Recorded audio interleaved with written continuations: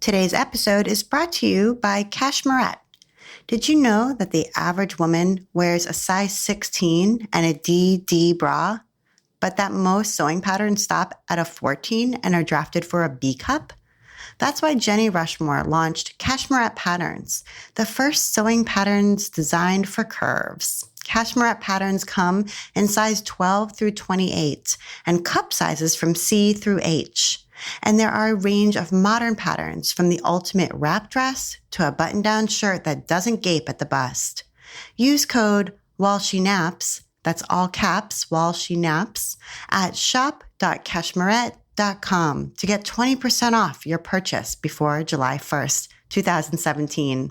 Thank you so much, Cashmerette. And now, here's the show.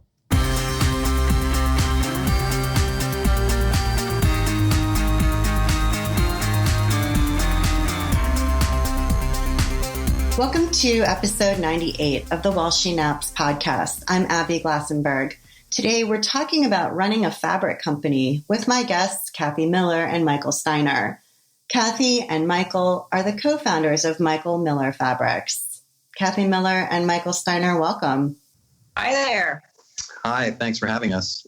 Yeah, thank you so much for coming on the show. So I want to talk a little bit about your respective careers before you came together to co-found Michael Miller. So Michael, we're going to start with you, if that's okay. And I know that you were in sales prior to doing this. You were a salesman, a sales manager. Is that right? Yes, that's correct.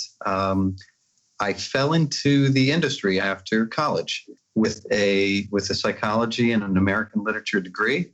I fell into the industry as a sales assistant to start the career and moved quickly into sales and then pretty quickly into sales management. And for the next 10 years, stayed that course and kind of was over time washed, with the entire industry. And that was how I entered. Okay. And what kinds of companies were you working in sales for? Well, I guess I would be someone you would call loyal because I worked for one company. And at the time, this particular company had not started this particular division that I'll mention, but midway through that 10 years, Timeless Treasures opened. And so I migrated from the mother company, High Fashion Fabrics, to the Timeless Treasures division, which is where I spent most of the last 5 years of my time. Okay, so that was a company that was a fabric company that then branched out into the quilting industry through Timeless Treasures, which is a quilting fabric division. Exactly. And that was in the late 90s or the mid 90s, which was when quilting was just becoming something that people were spending money on again. Yes, exactly. Okay, great. And you knew a lot about the sales side of that business. So not sort of the art side necessarily, but the sales piece of how that was working. Yeah. And more specifically, I was involved with companies that manufactured consumer products. So for me, even though they had started that division, for me, it was still pre-quilting phase. Even though I was involved, I was working with the same kind of product category, the same designs, collections on cotton, but I was selling them to companies, large companies that manufactured consumer products across a range of many products. I see. So this was bedding, that kind of thing? It was, kitchen textiles, ribbon, hair accessories, children's clothing, and women's accessories too. Okay. I think that's interesting to think through, like the way that fabric companies can function and the different purposes that they can serve. Because I think in coming from it as a quilter, you might think of a fabric company in a certain way, but actually there's sort of a much broader kind of company out there, which is where you came from. Mm-hmm. And Kathy, you kind of came at this from the art side. You spent a long period of time working as an artist and a stylist. Tell us a little bit about your experience prior to founding Michael Miller. Right. I started back before I was at all involved in the quilting side of things and worked in a lot of the garment side, women's sportswear, some dress, a lot of custom stuff for, very customized to coordinate sportswear, and you'd go in and work on color and print, solids, a lot of that coordination. So then when the opportunity came along for the over-the-counter, which is what we call the over-the-counter fabric business, that was kind of like home for me because I grew up sewing a lot of clothes and stuff. So that was great. And then quilting, I had been around in my family and stuff, but never really concentrating on, frankly, cottons. So I'm jumping ahead, but when I came into the quilting side of things, it was pretty much like meeting my kindred spirits. That, in the garment side, you would be the print designer or the fabric designer working with the clothing designers. And that was great. But usually you wouldn't be brought into the picture until a lot of negotiating on price had been done beforehand. And then they would hand it over to the designers. This was in the quilting world, it's like the prints and the color comes first. And price, if somebody is a quilter, sewer, like that's what drives it. And I was like, this is heaven. I see. Right. Because budget wasn't the determining factor regarding the way that the fabric was going to look and feel, in quilting, that's already sort of predetermined. And so you can kind of go crazy and and make things the way that you really want them to look. Yeah, you finally, as a designer, you finally are dealing with your kindred spirits, though. So it's like, yeah, it's wonderful. Okay, great. And you were at the same company that Michael was at, and that's where you met. Correct. Okay. And it's important, I think, just to clarify for people that you're not married to one another. We're still surprised when that comes up. It's like, no, we're married separately to other people, and we coincidentally both married other people around the same time that we started Michael Miller. Right. And Michael Miller is a combination of the two of your names. Last names, right. Right. Well, his first name, my last name. Right, exactly. Okay, just to clarify for people who are not exactly sure how this came about. So you worked together, and at some point you decided you could strike out on your own. And I'd love to hear a little bit about that seed of that idea and what you initially envisioned doing together, because I'm sure that vision changed and shifted when you actually started doing it. But what was the spark? I think for me, it was an entrepreneurial spark. So it was really taking control of my life at the time and making this effort in an area that I enjoyed being in and that I had knowledge of, and evolving as an entrepreneur in this area. So that was for me the impetus for having the desire to set out. Mm-hmm. And so for you, it was like an entrepreneurial itch of having sort of control, it sounds like, and owning your own company. And for you, Kathy, was that the same feeling?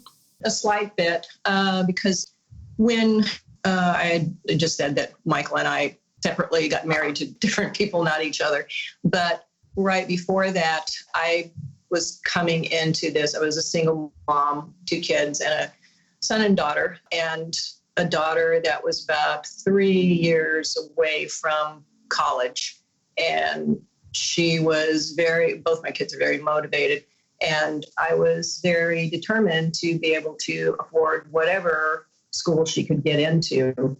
And I knew I had, it was the thing of like, well, if I'm going to start something, it's either now or never, because then she'll be in college and I can't take a risk. I was like, okay, this is it. So I've always worked better with a deadline. Don't we all? Yeah, absolutely. So was your intention then, since you did really enjoy the quilting cotton side of the fabric business, was that the intention to capitalize on that to create a quilting fabric business? Well, I'm going to speak for both of us a little bit. We both had a varied background of not just quilting. In fact, a lot of it in apparel and other businesses. So we could balance out those two worlds. In the company now, we have a section, and Michael will speak to it, that goes to small manufacturers, and custom artwork, custom production.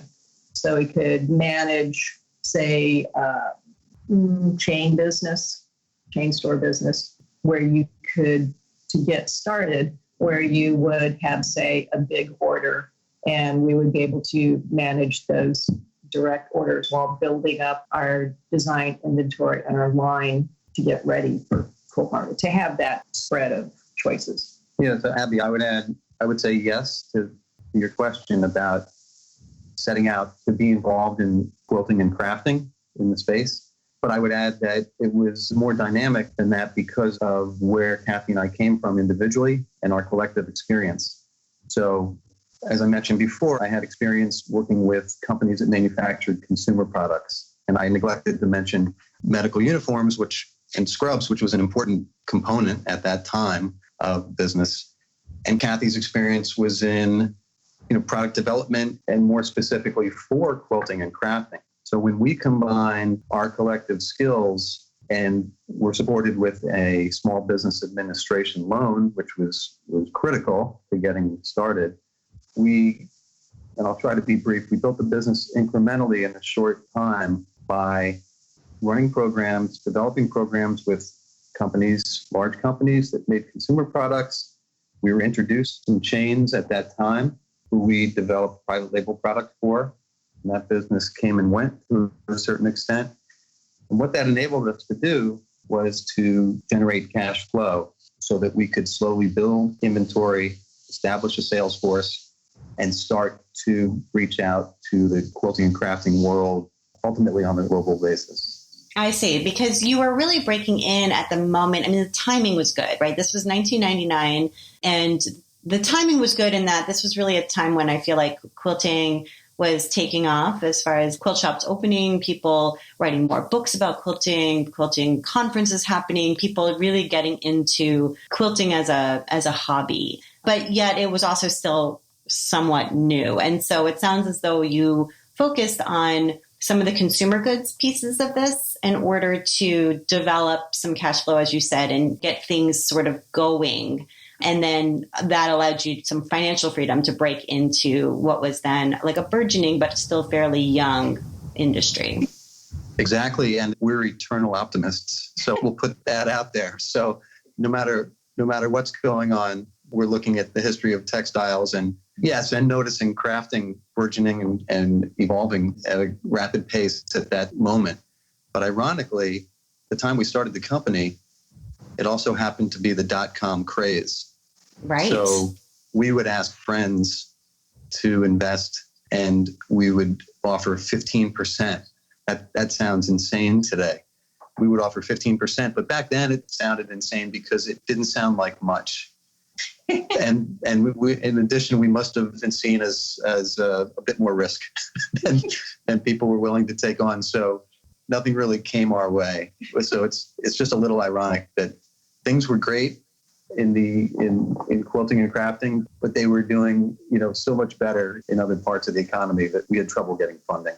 Right. Yeah. And so let's talk about how you did fund this business in the beginning. So you left your jobs and you came together. You were working from Michael's apartment in Manhattan to get this new business going. And it sounds like not taking on tons of new investors. So you did get this small business loan. And how else did you finance things in the beginning? Because I think that that's a piece that people really wonder about. Like, how do you start something if you don't have any money to invest, So how did you pull it all together to make it happen financially?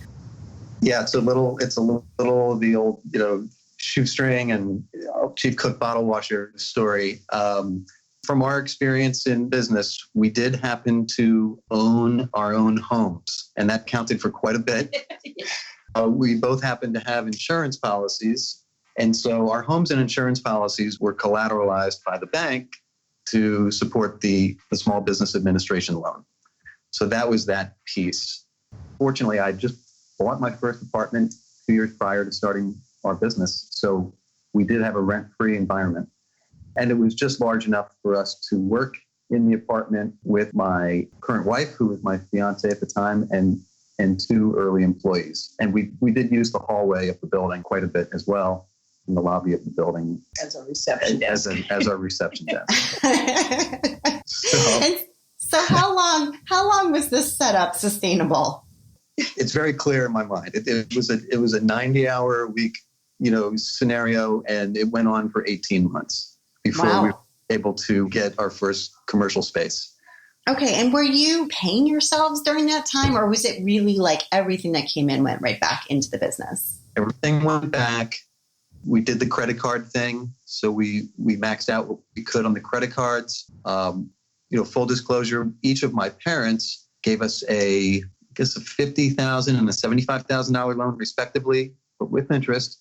And so that needs to be included with the small business administration loan. And then we used credit cards, and that was it. And we just were fortunate to be able to start to pay back those loans and generate some level of income within about 9 months. All right. That's really helpful to people to hear. And I think today there probably would have been temptation to do a Kickstarter or something like that. But back in those days, that wasn't the way things worked. And I think that's helpful. So then you moved. Obviously, you're not still in Michael's apartment. So you moved out. No. And you're still based in Manhattan, though. Yes, we're still based in Manhattan. We moved, and then we moved again in a very short time, 18 months, to the space that we're currently in for the last 15 years. And Kathy originally was living in Connecticut and commuting to Manhattan. About a decade ago or so, she moved to California. And as the listeners may know or not know, currently resides in Sonoma, beautiful Sonoma, California, with 2 members of our staff. But the rest of the organization has always been here with me in Manhattan. I see. Okay. And is it hard working remotely like that? You're kind of bi-coastal. I found that I like being bi-coastal, frankly. It's like I've kind of got the best of both worlds. I don't think I could go without having the connection to New York, besides our group here and getting together, and we're constantly in contact.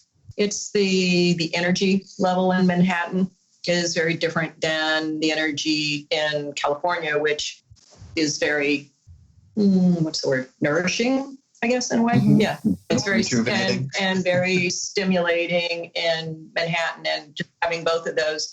And I've told people before that the one thing that I didn't think I would miss giving up from the East Coast was everybody has pretty much a long commute in Manhattan unless they live around the corner. But that train commute time of like an hour and a half, if you can do it on a train, I thought, well, okay, so when I'm in California, then I don't have that transition time between work and the studio. It's like a 5-minute walk back and forth. But the part that was so wonderful that I didn't appreciate at the time is like just sitting and having that transition between work and office. And now I get to do that in a grand style on a plane. Right. Most of us that go back and forth is like, especially if you're visual, like you're getting on board with magazines and so much stuff that you haven't had time to read or peruse. It's like, it's recharging in itself. Yeah, I can totally see that. I want to take a moment now to hear from our sponsor, Jenny Rushmore at Cashmere Patterns. I'm Jenny Rushmore of Cashmere Patterns. And how did you decide to launch a pattern line?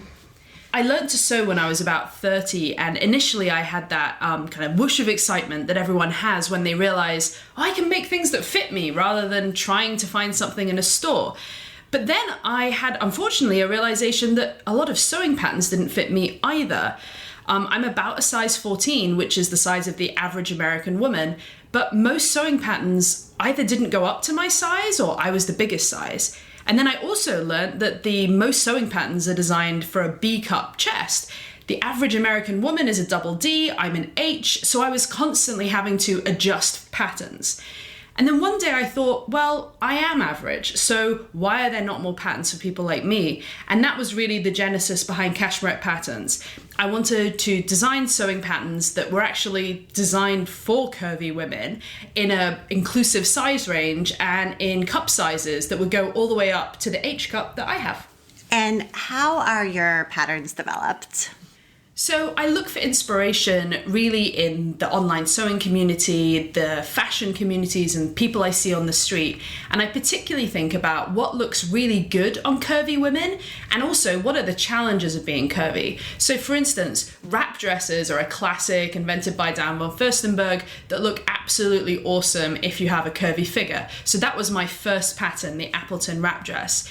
But then there's also the issue that trying to get a button-down shirt to fit you if you have a large chest is really, really difficult. So the Harrison shirt is actually one of our best-selling patterns now, which is designed in a way that you actually can't make it gape, even if you try. So I take my inspiration and then I work with a professional pattern maker. We did 3 blocks straight from scratch based on curvy bodies to make sure that our patterns would fit really well. We develop, test, and then we launch. Awesome. And what would you say is your favorite one? The Appleton wrap dress. And now I have a wardrobe full of Appletons that don't gape at the neckline. I don't have to wear a camisole, and I feel really fantastic wearing them. Awesome. And if people want to check them out, where should they go? You should go to shop.cashmerette.com. Awesome. Thank you so much, Jenny. Thank you. Thank you so much, Cashmerette Patterns. And now back to my conversation with Kathy and Michael. So how many people work full-time at Michael Miller now? 5. Okay. And then you have a range of licensed artists and freelancers? Yes, Right. yes. And a couple, what I would call properties that exist that we develop internally. Okay. What does that mean? So for example, so we work with licensed artists, like you had said. We also work with a property called Flower Fairies, which was created by Cicely Mary Barker 100 years ago. So I just segregate that as I guess it is studio work because we're developing the work, but it's also a licensing arrangement with creative product that is not being readily developed by a living artist. I see. So these are old designs that you're bringing new life to? Exactly. I see. Okay. That's interesting because I know there are other fabric companies that own fabric archives, for example, that have, bought them or sort of inherited fabric archives that they're then going into and pulling from and creating new prints from. And so that's sort of another way that fabric gets generated. That's a little bit different. Archival work that's basically copyright free. There's a lot of studios and archives to pull from for that. What Michael's talking about is past properties that are owned and you're paying a license fee. So I see. We had also done something way back with the Dick and Jane readers that used to be in schools in the 50s and 60s. And that was a whole licensing arrangement. Okay. And so how would you describe Michael Miller's sort of fabric? Like, how would you describe the look? There's some fabric companies you would say, well, they're very traditional, just overall. They're a traditional kind of company. So what would you say overall is the look of Michael Miller fabric? I think it's evolving a bit. In the beginning, it would be mainly differentiated with a sense of humor, quirky, happy. A lot of that was, taking retro research stuff, say whether it would be from paper or like old wrapping paper or wherever the motif came from, and then developing it from there. It was definitely an attitude kind of thing. It had to get a reaction from the customer. Either we had to get an ooh, ah, that's beautiful, beautiful floral or whatever, very classic, or it had to be whimsical. But it was definitely something that, touched you in a way. I had to get an ooh, ah, or a laugh. Yeah, I think building on what Kathy's saying, different consumers, different customers looked to Michael Miller for different design signatures. So like Kathy mentioned, early on, we developed a face that represented retro designs from the 40s and the 50s, more specifically, that we're actually still running 16 years later, 17 years later. And so we have a consumer contingency that still appreciates that work and looks to us to continue developing that work. There are other signatures. We had a phase where we did a lot of very, very beautiful landscapes. So beautiful they could have been framed in museums. And there are folks that appreciated that work. and still look to us and request that we continue with that style. We have a juvenile base in the market. We have beautiful florals. So I would say it's multifaceted. Traditional's probably the one word I wouldn't use to describe where we've been and where we're currently going. Okay. And so where are you currently going? So what is hot now? I can see how, between, let's say, 2000 and 2017, the taste in the market has changed. And obviously there's some customers for whom that's not true. They originally saw this Michael Miller print way back when, and they still love it, and you're still creating it for that market. But you do have to evolve as the sort of overall aesthetic evolves in order to stay relevant. So what are you thinking about right now when it comes to what's good, what's hot, what's selling in fabric? Well, it's interesting that you say that, because I think we're looking at right now another change period in the market. I think at the moment, what has been new for quite a while is probably in need of redirect a little bit, or they're ready for a new twist. It doesn't have to be radically different, but a newer take. I think where, because from my seat, I'm looking at the designs that are out there in the market. And what I'm hearing from studios that we buy from all kinds of sources, is that it's hard right now. We see it's hard in retail, not just retail in buying fabric, but retail in buying clothes. There is an overall sameness. At the same time, there's, on a consumer side, it's kind of like, okay, if you're really looking at renditions of the same look, then it's time for an adjustment. And it's the big question is, from a side like ours, from a side like whoever, who's going to step up, take the gamble, put it out there, and then it's different, but different in a way that people want to buy. That's the big question. I'm not sure if any of us have the answer without it being a certain amount of risk to put it out there. And that's, that is what it is today. And we're experimenting with different things. We're having a lot of internal talk, and, everybody's got different ideas, and it's that variety of ideas, input, that has been our strength in the past. And, we're willing to experiment. That doesn't really answer you. No, it does answer my question. I think that that's encouraging, actually, for people to hear that there is room to think completely differently and to come up with something that doesn't look like anything people have seen before. So, I think that's encouraging, especially for people who might be aspiring to design fabric, that there is perhaps the bravery there to accept something new and to try something new. And listening to all, not just our world of quilting and fabric, but out there in the rest of the world, in New York here, and talking to people that do store windows for, name any high-end store. And one of the thing in their windows was this group that is getting their sets done or, fabricated. And they're there at the factory, and it's like, oh my God, that's almost the same as what we're doing.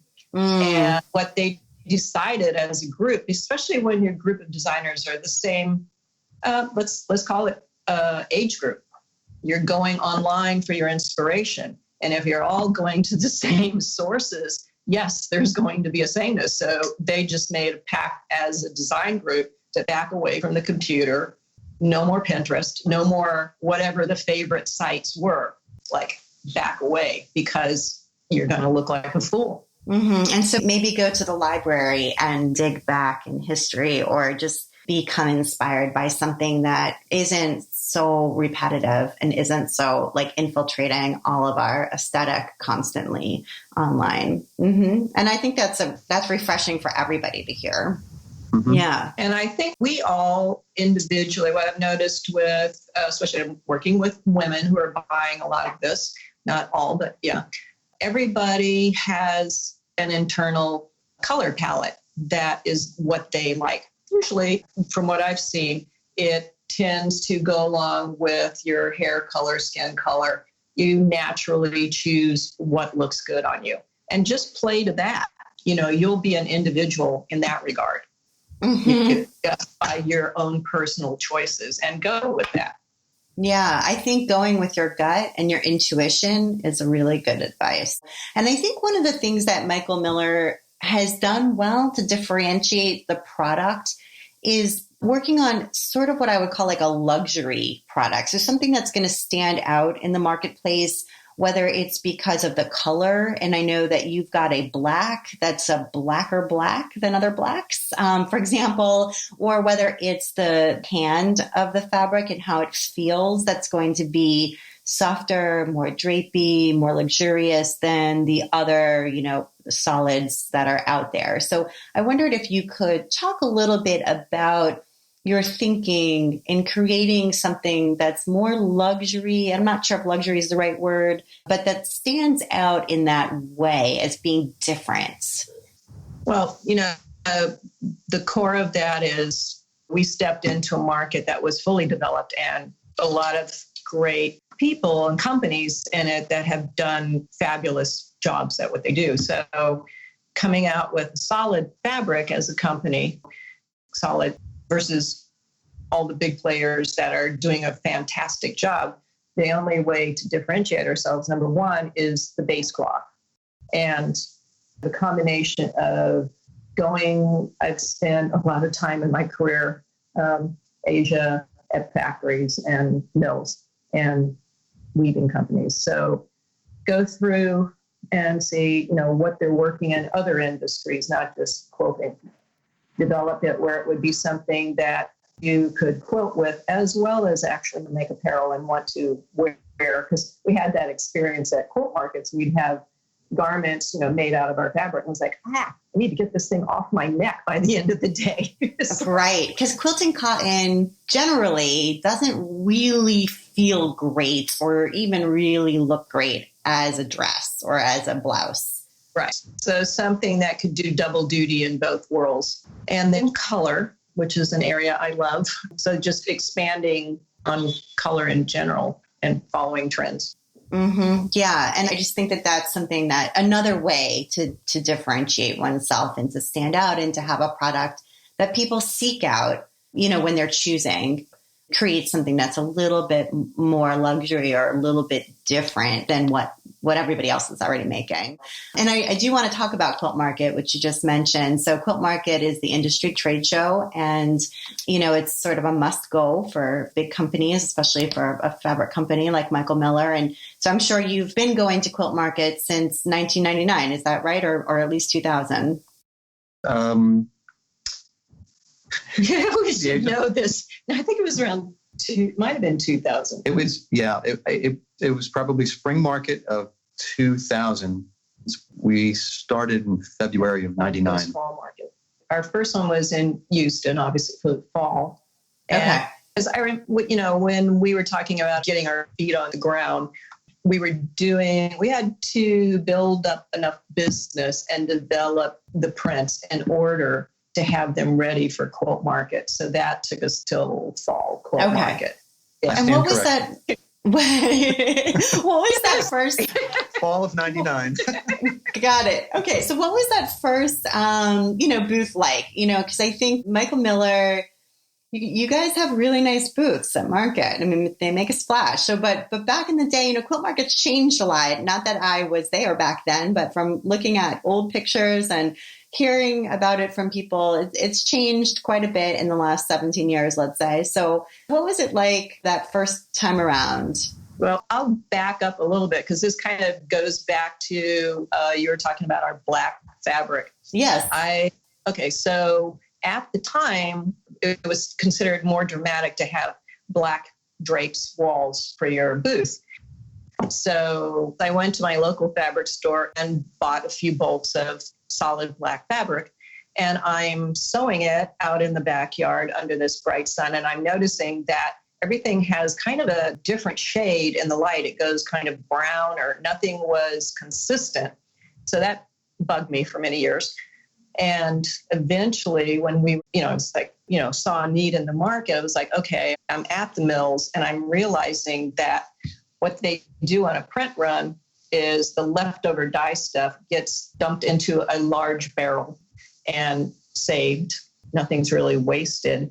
And this mix of all these different dyes are just going into this. And then what they do when it's black fabric, at least a lot of times, is they would use that mush of stuff, add a little bit of jet black dye stuff, which is incredibly expensive. So a little bit of that into the rest of this, and you get what seems to be black fabric. So then my research was find somebody that I want 100% jet black, which when we did that, it was an uphill battle to say, this is worth the money. Obviously, it's going to be more expensive than what the competitors are. And the only way you can really judge a truly black fabric is to put it right next to another market one. Mm-hmm. And it was, first you have to convince your own salespeople that this isn't about price. And then you have to have it in the store. And what I found out was that on the store side, there was we have a range of blacks. And that depending on what you need as a quilter or what you want to pay for, maybe it's a budget thing, maybe it's not, but it finds a home eventually. And it did. Right. And again, that's a way of differentiating because yes, it's more expensive, but quilting is something where it's a very specialty product and that those people who really get into quilting, they do want the best stuff, which is why they're shopping, at a local quilt shop, for example, and buying premium fabrics versus shopping at a large chain store where those premium fabrics might not be available. So, it does make sense as a product to have something that's made with this jet black, even though it is more expensive. So getting back to Quilt Market, I can imagine these booths with these black drapes, which is somewhat different from booths today. Very different, yeah. Well, our first Quilt Market was we were in our landscape phase. It was just evolving. So we had beautiful landscapes, but I believe we had was the theme Provence? Yeah, it was. That was the theme of that particular Quilt Market. So there was a beautiful focus print. There was a farm scene with beautiful rolling hills and different things you'd find on the farm, growing on the farm as coordinate designs. And we only had 2 booths. We had 2 little booths. Mm-hmm. And Kathy and I went in with Camilla, my wife, and we looked around and we see the food court and we see the bathrooms and we said, oh, good, we'll get some traffic. And what I didn't know too clearly up until that point was how well-known a quantity Kathy was in the quilting world. I knew I wasn't well-known. And when the show began, it was kind of like a little micro Beatles experience. And we got rushed. I have to. And it was a happy surprise. I have to interject here. That's not all on Kathy's background. No, that was during setup. I was there at the booth, and Pepper Corey was walking around. She had a little notepad with her, and she walked up and was like, "Oh, who are you guys? What are you doing?" And I was very talkative, so I proceeded to show her the entire line and tell her who we are and what we're doing, and we're setting up this booth, blah, blah, blah. Well, what I didn't know was she was giving a schoolhouse presentation the next day about trends and market. And I found out as our booth got literally rushed as soon as they opened up the doors. And in talking to somebody, this woman said, oh, well, we were at Pepper Corey's schoolhouse, and she said, we must come see you. I was like, oh my gosh, thank you. Right. Well, that's the power of relationships, though. I mean, you were clearly really excited, and I'm sure your own enthusiasm came through. But, you talked to somebody who had clout and had, whose word counted and showed her all around. And she was excited for you and mentioned it. That was wonderful, wonderful thing to do. Yes, it was great. Yeah. And so now when you go to Quilt Market, you don't just have 2 booths. How many booths do you have? Oh boy. We today in our peak, which was maybe 6 years ago or so, but maybe we were up to 16 or I think so. Yeah. 16 or 18 in total. Okay. And that was a few years back. So you had 16 or 18 booths in total, which is massively impressive. And so now, though, it sounds like maybe it's pared down a little bit. Absolutely. And the paring down has been a it's a market to market kind of decline in the number of booths that we're taking, which really just simply reflects the slow decline in the number of customers that attend the show. Kind of pretty relative. Yeah, well, let's talk about that a little bit. So trade shows are in flux. I mean, many things are in flux. Retail's in flux, as Kathy mentioned earlier. But trade shows are affected by that.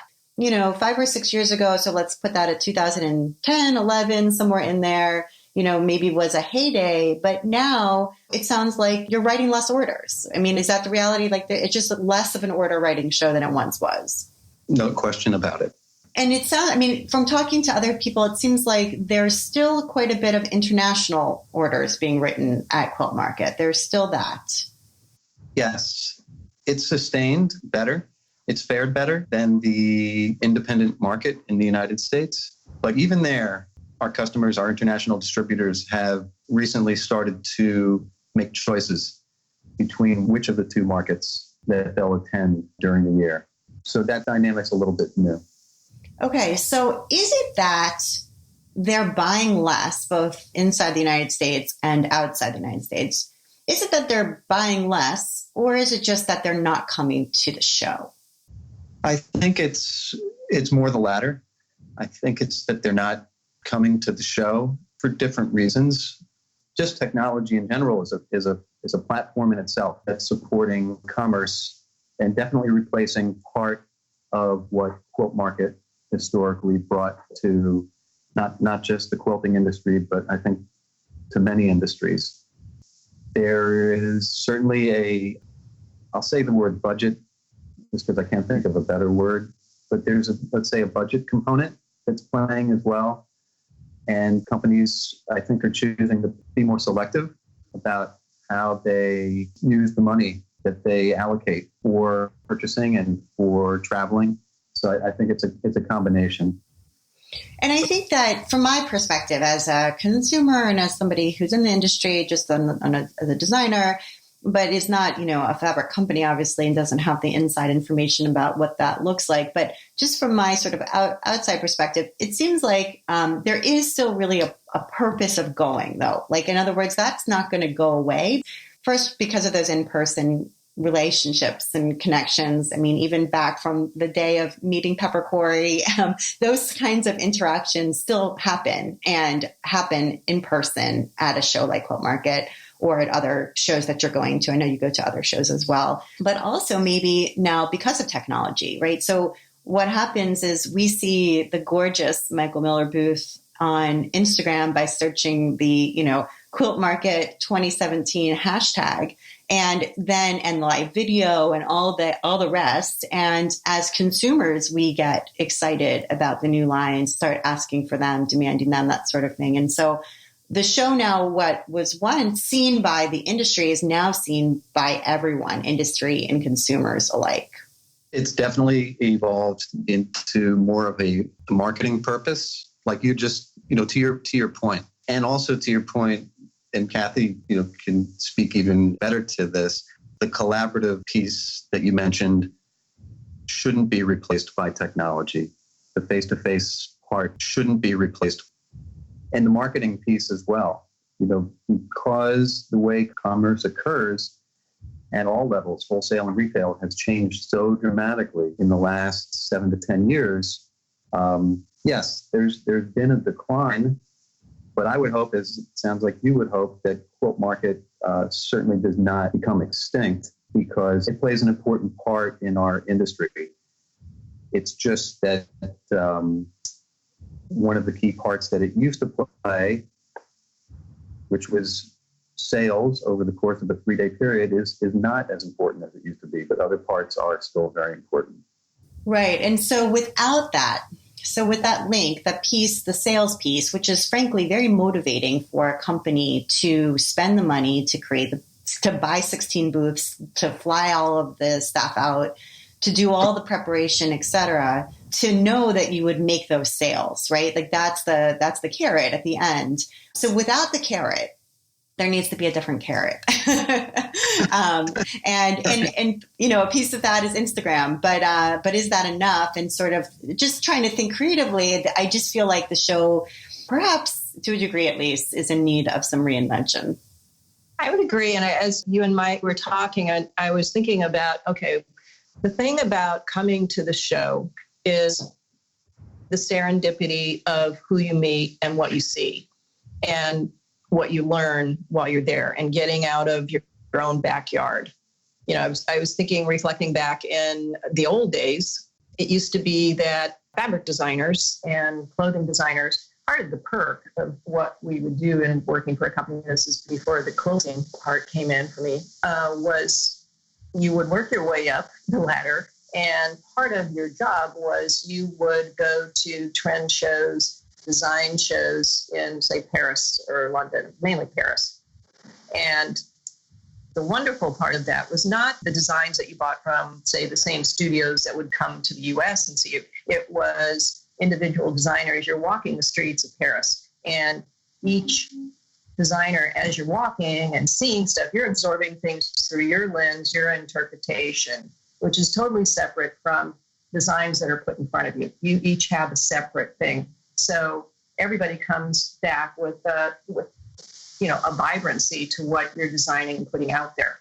So at Quilt Market, I agree with you absolutely. In the experience at markets in general, they need to have more to offer than just vendors that showing the same line that they're going to be showing, by your rep coming there. So if you're just going there to see the stuff that's probably going to come to your store and show you, that isn't enough. But if you see it in a way that it's how it's used and, the intended purpose or whatever you want to call it, something that's inspirational, as well as the schoolhouses that are there and talking to designers. And the serendipity, back to that, of walking up and down the booths, there's a good chance you're going to see something that you didn't know you were interested in. And that's where the magic comes, when you see something that you hadn't intended, that you didn't search out, that you stumbled upon. Right.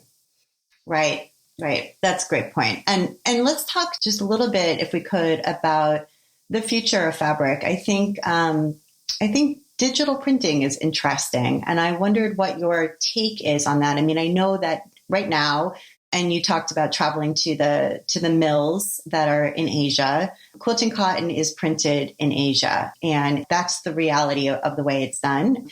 And I think that there's some potential promise with digital printing. It still needs to be perhaps refined further, but I wondered what your thoughts are on it. Are you experimenting with it? Do you have future plans for it, or how are you feeling about digital? It's inevitable. It's inevitable for a lot of reasons, for environmental, for just about everything. It has to happen, and it will happen. Right now, everybody's experimenting. Everybody's trying. Right now, it's a price issue. And it's mainly a price issue. The good thing is your minimums can be, you don't have to meet a 3,000 yard minimum on something, which is harder and harder for people to sell. That part's inevitable. The high bar is it's expensive in every way. The equipment, the updates, it's like, how many times do you update your computer? Well, put that in a grand scale. It's not like you can just set up a machine and you're set for a few years. You're totally in competition with others. So it's still developing. It will happen, and it's in the process now. And I wonder how you feel. I mean, it's impossible to predict, but this idea that there can be smaller minimums or really no minimum. I mean, when you're printing a digital fat quarter, it can simply just be that fat quarter of that design, and Spoonflower comes to mind there. So, if that is going to be the case down the road, everything's going to change. Yeah, it's interesting from many perspectives. And when you think about the fact that there have not really been any advancements in printing technology on a mass scale in at least 30 or 40 years, And now all of a sudden, and it's not really all of a sudden, but in our industry, the conversation makes it seem like it's all of a sudden. Because like you said, Food and Flower's been doing this for close to a decade at the consumer level. So now companies like Michael Miller have either set out to begin producing designs or reproducing images. They can only be achieved with digital production. And where is it going to go? And below minimums is a contemplation. I suspect that over time there will be more product coming to market because of the lower financial bar that companies have to get over to bring designs and collections to market. I don't think that everybody's going to turn into a designer all of a sudden and replace what we do, what we bring to the market. I believe that's a human quality, and that's still specialized. But as far as the technical advancement of digital printing, yes, I think more product is going to come to the market. More choices are going to be available to people, and maybe without the inventory exposure, companies might be able to either enter the market where they might not have been able to prior, or they'll be able to sustain themselves in the market where they might have been unhealthy.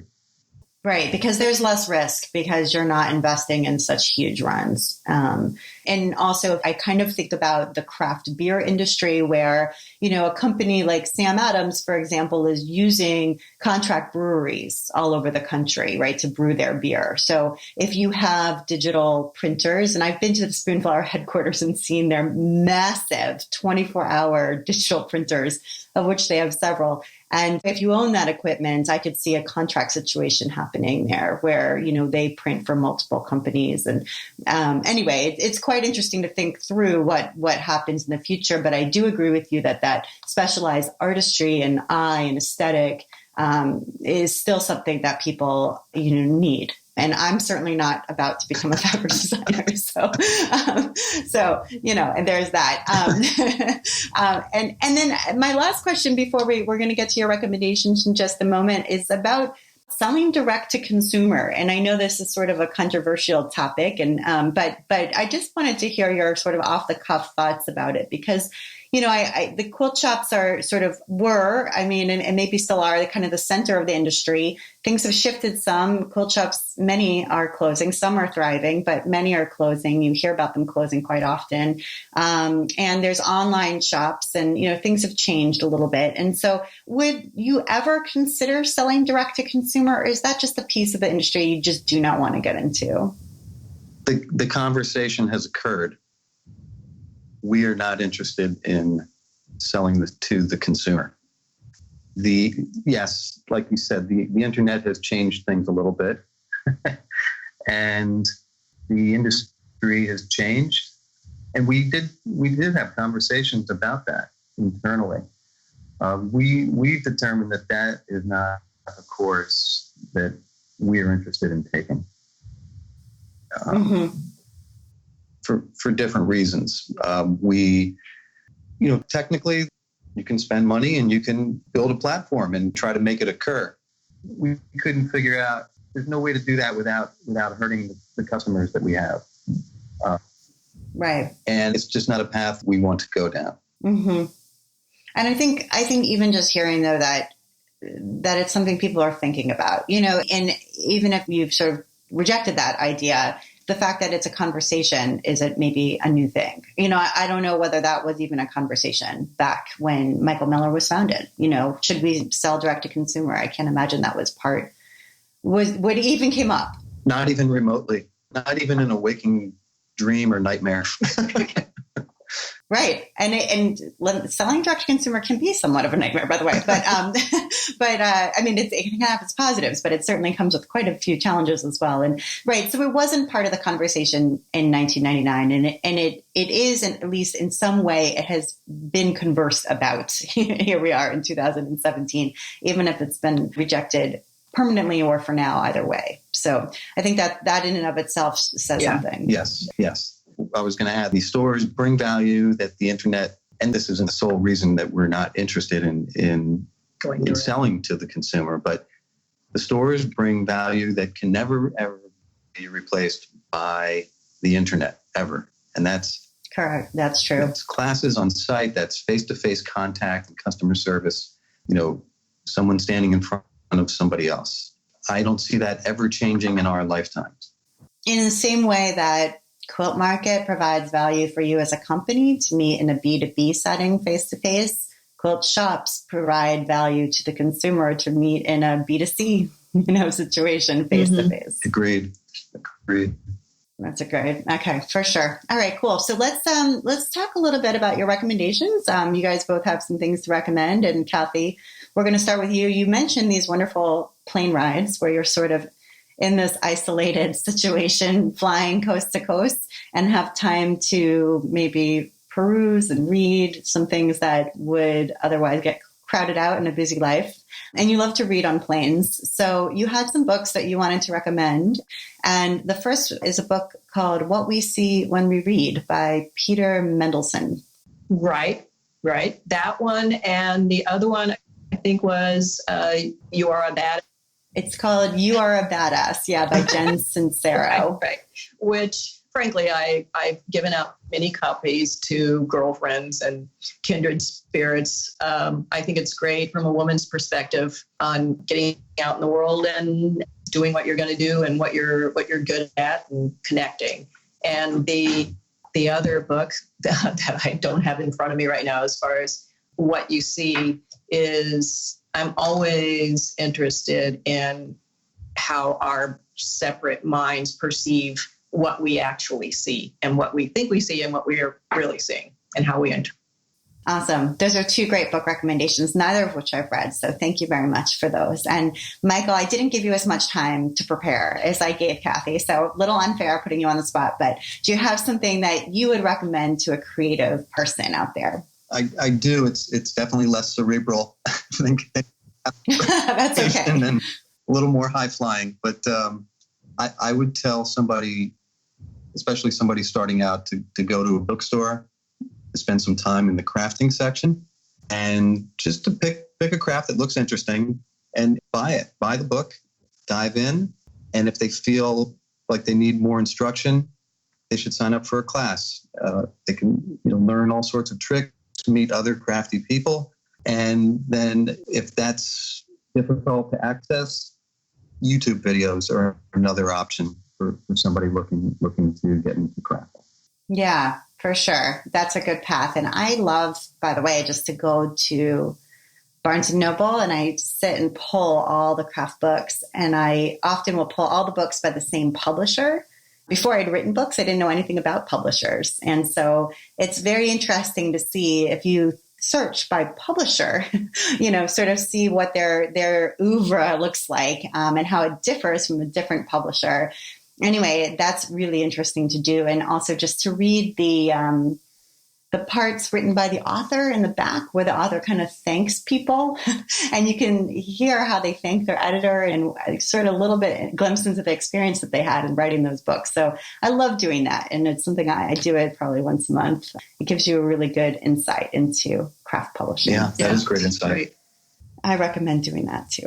All right. So Kathy and Michael, thank you so much for taking the time to be on the While She Naps podcast. I really enjoyed talking with you. Thanks a lot, Abby. Abby, this was really fun. Yeah. Thank you.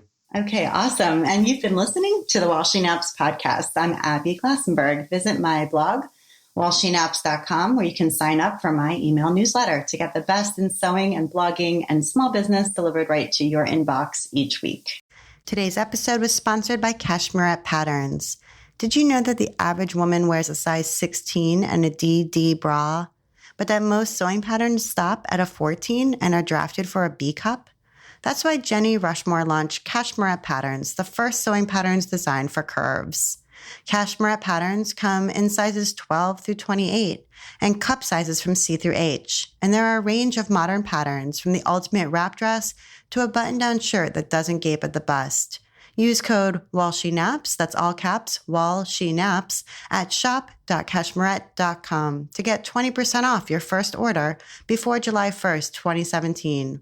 Thank you so much, Cashmerette Patterns. And if you enjoy the show, tell a friend about it. Thank you so much, and I'll see you next time.